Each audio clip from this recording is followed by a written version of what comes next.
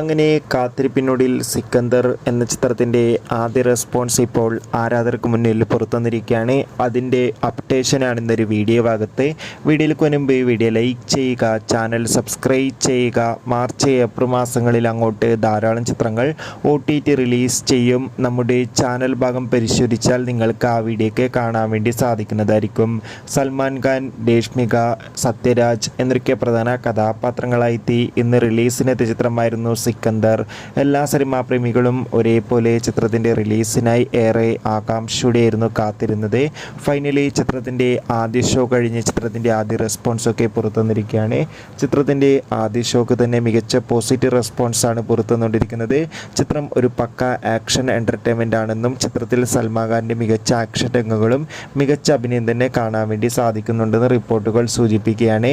കാത്തിരിക്കാൻ നമുക്ക് സിക്കന്ദർ എന്ന ചിത്രത്തിൻ്റെ കൂടുതൽ അപ്ഡേഷൻ അറിയാം.